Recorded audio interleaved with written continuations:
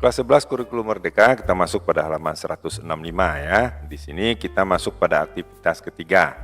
Ya, berjudul temporal connective atau time connective, ini artinya sama. Apa artinya? Yaitu kata hubung waktu ya. Nah, kita terjemahkan dalam sebuah teks hortatory eksposisi kita menggunakan penghubung waktu ya. Penghubung waktu itu adalah kata-kata atau frase yang digunakan untuk menyampaikan kepada si pembaca kapan sesuatu itu terjadi. Nah, jadi si pembaca menggabungkan frase atau kalimat-kalimat bersamaan ya. Nah, sebelum kita langsung ini, frase itu apa? Sentence itu apa? Apa bedanya? Frase itu adalah beberapa buah kata yang gabungan beberapa buah kata yang memiliki satu arti. Dan kalimat bedanya, kalau kalimat dia harus punya subjek, predikat itu minimal. Sementara frase dia tidak memiliki subjek dan predikat, tidak memiliki kata kerja frase ini. Nah, jadi untuk sentence, ya, kalimat yang lengkap itu ada subjek, predikat, objek, dan keterangan. Nah, itu lengkapnya, tapi minimal subjek predikat ada. Subjek dan kata kerja. Nah, itu dia beda frase dengan sentence. Nah, kemudian kita ulangi lagi, pembaca menggabungkan frase atau kalimat itu bersamaan untuk membantu kita memahami kapan sesuatu itu terjadi. Jadi, untuk paham kita kapan suatu peristiwa terjadi ya. Jadi contoh dari time connective itu adalah before, after, next, just, then, shortly, afterward, last, eventually, firstly, secondly, dan thirdly. Nah, penggunaannya di mana? Kalau time connective ini bisa digunakan, diletakkan di bagian awal kalimat, atau bisa juga seperti contoh firstly atau first ya. Secondly juga bisa, thirdly seperti ini bisa di awal kalimat. Kemudian di bagian tengah, ya, bisa digunakan seperti after, ya, after that, just then, next, ya, later ada sini, ya. Ya, itu bisa di pertengahan kalimat. Kemudian ada di bagian akhir, bagian menutup, bisa di kalimat-kalimatnya, kata-katanya adalah finally, lastly, in the end, at last, ya, di bagian penutup dari teks ya. Nah, kemudian kita lanjut kepada contohnya. Apa contohnya? Ini dia. So, how does one build a sensible nutrition plan then? Nah, apa artinya?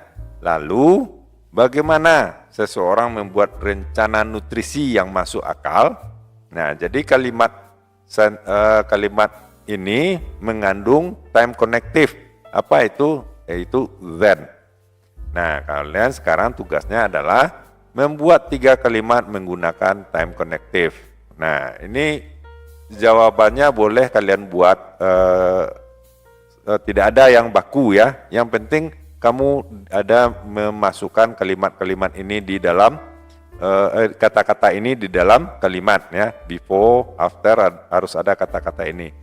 Nah, di sini saya sudah membuat contoh, memberikan sebuah contoh. Nah, ini dia ya. Sebelum memakan junk food, ya, junk food ini makanan-makanan yang tidak bermanfaat ya. Ya. Kita harus memperhatikan pada kebutuhan apa nih? Kebutuhan tunggu. Zoom-nya agak format tunggu sebentar. WordPress nih ya. Nah, ini dia. Sebelum memakan makanan junk food, kita harus memperhatikan pada kebutuhan nutrisi tubuh kita untuk kesehatan. Nah, itu dia. Itu yang pertama. Ini time connective-nya before. Kemudian by the time he finish eating junk food, nah, setelah dia selesai memakan makanan junk food, ibunya telah memarahinya ya. Yell at him. Yell ini bisa memarahi. Sebenarnya kalau kita artikan secara kamus, yell ini berteriak ya, tapi bisa kita terjemahkan sebagai memarahi. Kemudian ketika ibunya ya sementara ibunya makan makanan yang sehat, dia meminum Coke. Coke ini adalah sejenis minuman bersoda ya, seperti ya tidak usah saya sebutkan mereknya ya.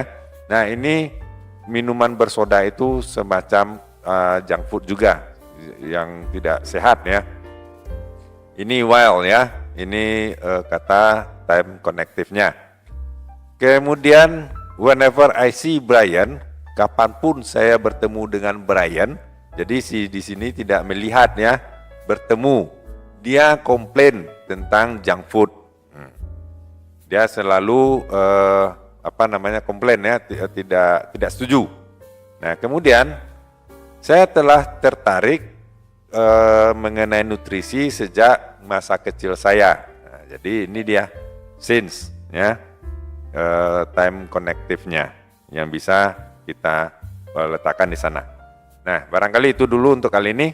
Mudah-mudahan bermanfaat. Jangan lupa subscribe dan like videonya. Sampai jumpa.